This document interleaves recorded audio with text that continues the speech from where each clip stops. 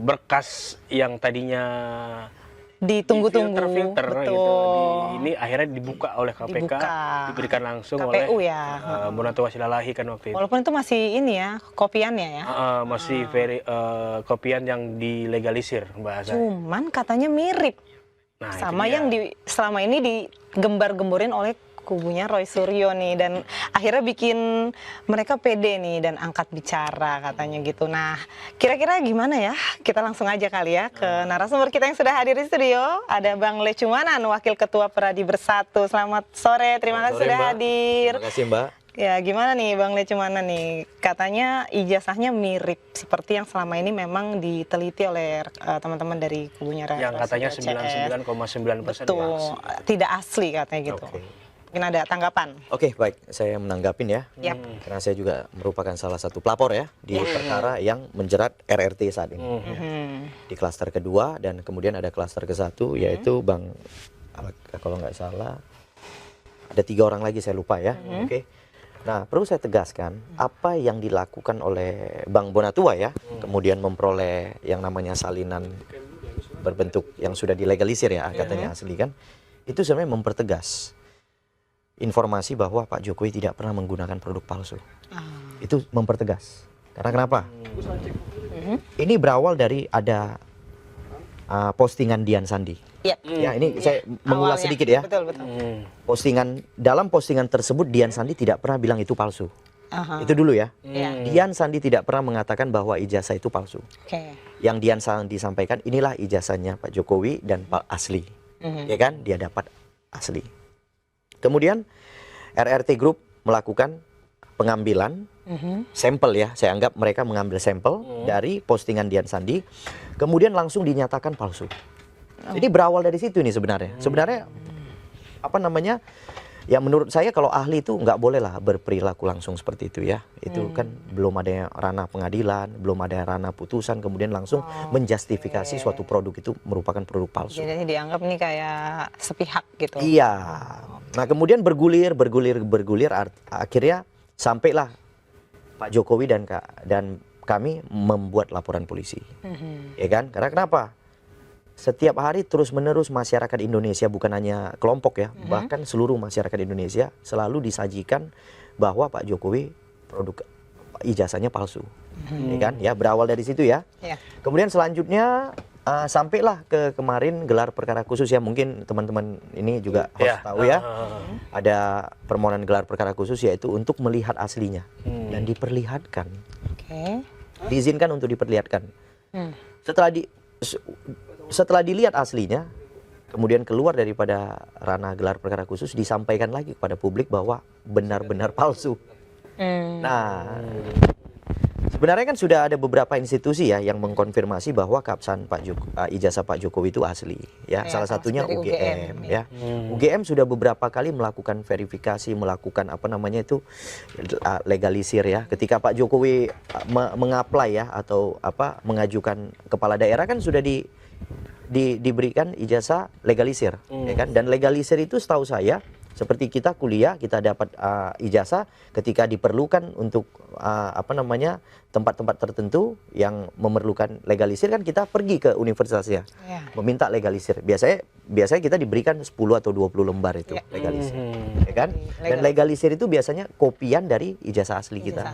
Kita copy, kita serahkan, mereka verifikasi dengan produk yang mereka, kemudian mereka legalisir. Nah, jadi jelas-jelas setelah kemudian itu terjadi, ya kan, yang tadi dari sampel nyatakan palsu, kemudian dari penglihatan asli di Polda Metro Jaya juga dinyatakan palsu.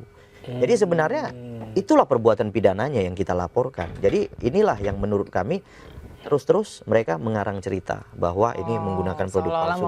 Sehingga opini. Betul. Sehingga apa yang dilakukan oleh Bang Bonatua ini bukan hal yang baru.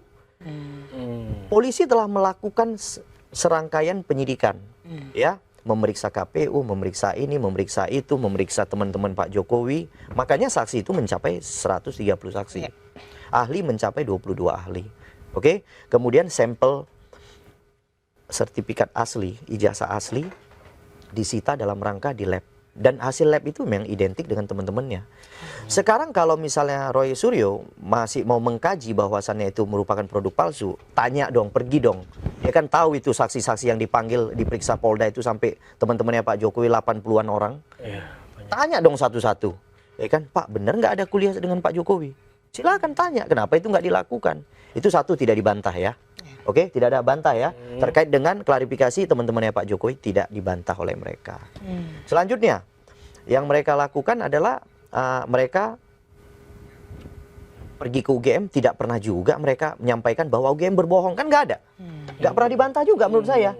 Statement UGM menyatakan bahwa itu memang produknya mereka tidak pernah bantah sampai ini hari. Saya lihat. Ya.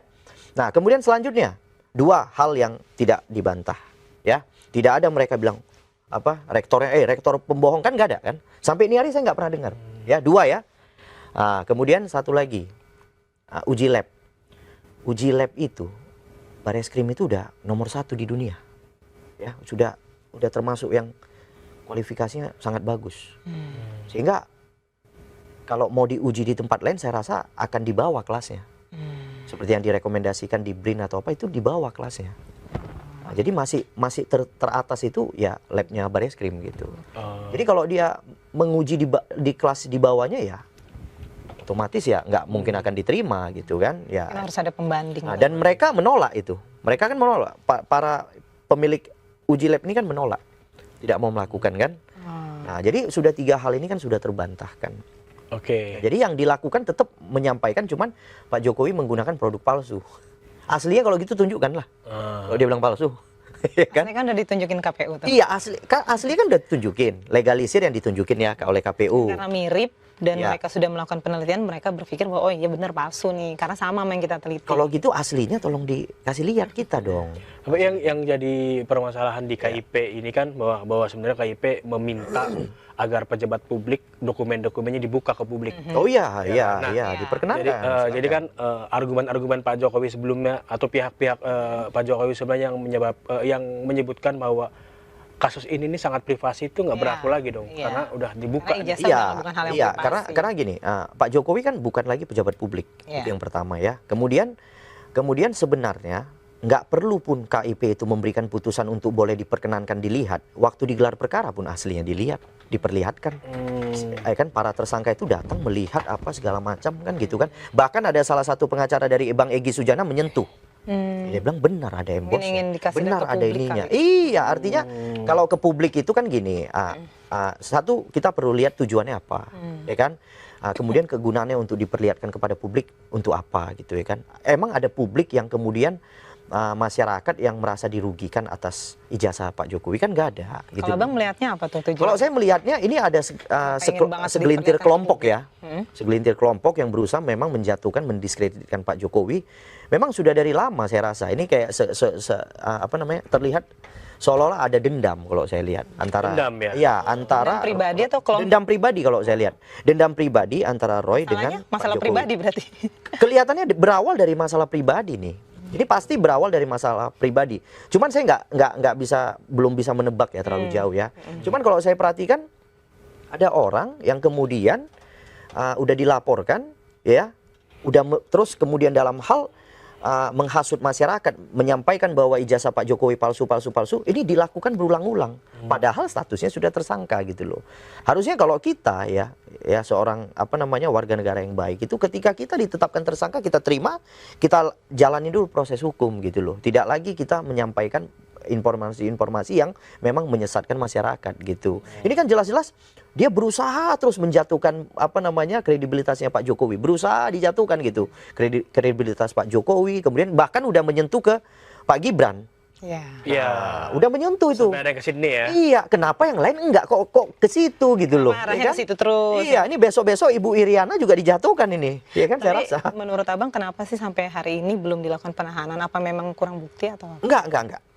Saya kebetulan salah satu pelapor, saya ada berkomunikasi dengan salah satu jaksanya ya. Karena kan saya pelapor, pasti saya boleh dong komunikasi dengan jaksanya ya. Nah, jaksanya spill kepada saya, Bang, nggak berat kok kita memberikan petunjuk kepada polisi juga, bukan petunjuk yang sulit. Ya, artinya petunjuk yang polisi bisa lengkapin. Jadi paling sekitar tambahan apa namanya pertanyaan ya, yang tadinya mungkin udah sekian banyak ditambah satu saksi 2 atau 3 pertanyaan lagi. Jadi sangat mudah. Makanya Pak Jokowi ditambah 10 pertanyaan aja. Dalam petunjuk P19 itu. Makanya kemarin atau hari ini ya, penyidik dikembalikan ya. Enggak, penyidik memeriksa Pak Jokowi di Solo. Jokowi ya. Di Polresta Solo ya kalau nggak salah. Dipinjam tempat penyidik dari sini ya. Dari Polda berangkat ke sana, dipinjamlah tempat Polresta Solo. Pak Jokowi datang, diperiksa 3 jam, tapi 3 jam itu cuma 10 pertanyaan. Gitu. Jadi saksi-saksi yang lain juga kurang lebih penambahan pertanyaan ya segitu-segitu aja, nggak banyak sih. Cuman yang saya dengar ya 2-3 pertanyaan, 2-3 pertanyaan. Cuman karena saksinya banyak, ahlinya banyak, ahli kan diminta panggil kembali aja bang, ya kan? Menurut jaksa, makanya dipanggil kembali oleh mereka tambahkan pertanyaan kurang lebih 2 atau 3 setiap ahlinya gitu. Oke.